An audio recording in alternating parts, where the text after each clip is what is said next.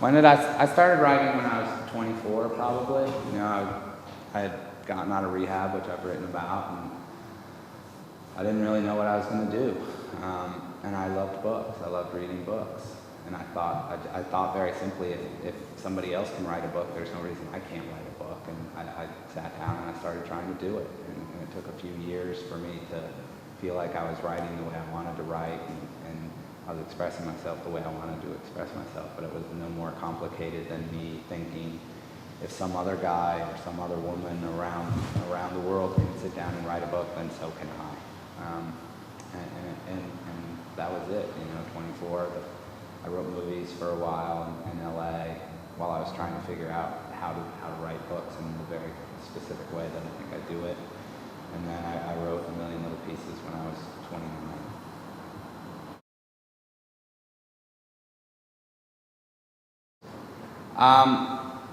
I've never seen the South Park episode. I've heard it's really funny. I sort of knew those guys a long time ago in LA when they were first sort of starting out with South Park.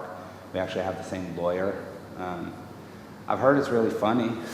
You know, I think it's cool that a South Park got based on, you know, some experience of mine. You know, there was a South Park episode. Saturday Night Live did some stuff. There was a sort of faux book released in America. You know, I think it's all funny.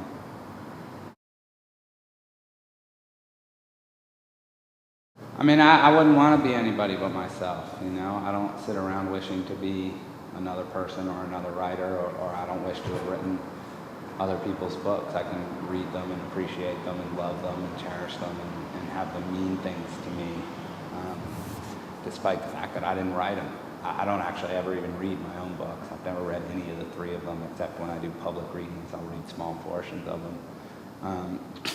But I'm writing the books I want to write. You know, I'm trying to be the author I wanted to be.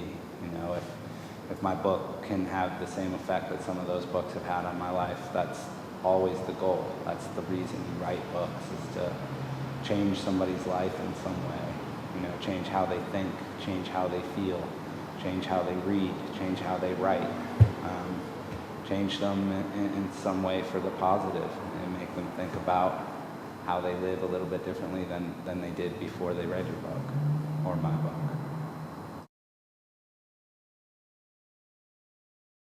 You want to write about your life and you don't know where to start. The only way to start is to sit down at a desk or a table and get to work. You know, there's no magic pill you can take. There's no magic piece of advice I can give you. You just have to work. You know, you just have to start writing and see if you like what you write, and if you don't like what you write, figuring out how to write it in a way that you do like. You know, you have to figure out how you want to express yourself, and then just go about telling the story in whatever way you want to do it. You know, I'm not a big believer in writing schools. You know, until 30 years ago, none of the major writers in the world went to school to be taught how to write. You know, the writers read books and they sat down at a desk and they worked. And that's the way I learned to do it, and I'm a big proponent of that way. I mean, I think you embrace new technology, absolutely. You know, I'm on Facebook, I'm on MySpace. There's a website for me in the US, there's a website for me in the UK. I participate in all of that stuff. You know, if you go to Facebook and it's my Facebook, it's me writing the letters. You know, if you get an email from my website, it's me writing the email.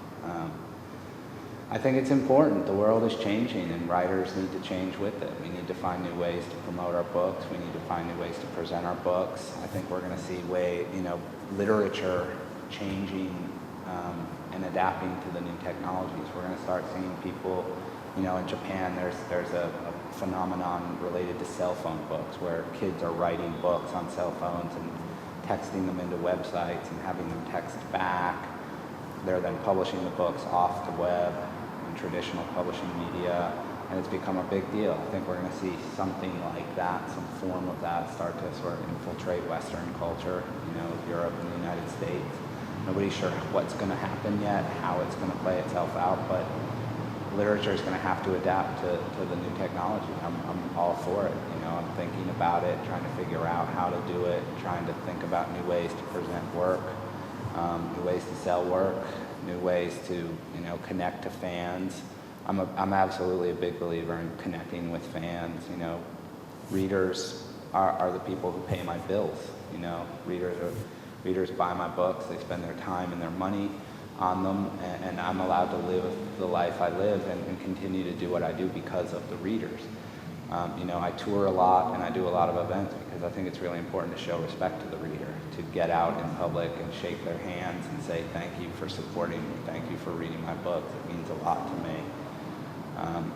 You know, without you, I don't know what I would do. So any way to do that, whether it's, you know, a bookstore reading, an event at a museum, Facebook, Twitter, MySpace, whatever, I'm all for it. I think I'm very fortunate in that I don't have a specific demographic who reads me. You know, I think a lot of people read my books. A lot of people come to my events. I did an event in Glasgow, Scotland a few days ago, and there was an 80-year-old woman there who showed up, and she was talking about how much she loved the books, and she loved sort of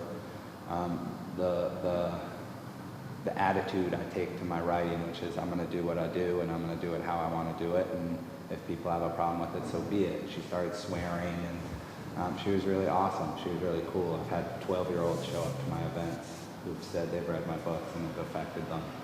I think I'm really lucky. Men read my books, women read my books, young people, old people, everybody in between. It's in a lot of ways it'll sound corny, but that's the dream, you know, to have anybody be able to pick up your book and read it and connect to it in some way. You know, I think a lot of times I write about universal feelings and universal ideas, love and sorrow and despair, and, you know, what are we doing here? What do our lives mean? Do they mean anything? How do we live them better?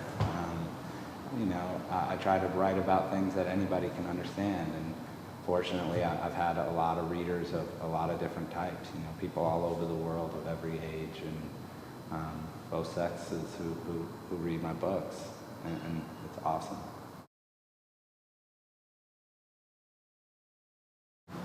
What music have I been listening to lately? I mean, I've been listening to the same kind of music for years. I listen to like sort of hard rock and metal from the 70s and 80s. You know, I listen to Led Zeppelin and AC/DC. I listen to punk from the 80s, you know, Black Flag and the Circle Jerks, a little bit of the Sex Pistols, the Vandals. And I listen to a lot of cheesy love songs. I love cheesy love songs. I don't have a problem admitting it. You know, from any era, there's something wrong with the cheesy love song. And I listen to some sort of just pop. You know, I listen to whatever's new, whatever's contemporary. You know, I think Kings of Leon are a cool band.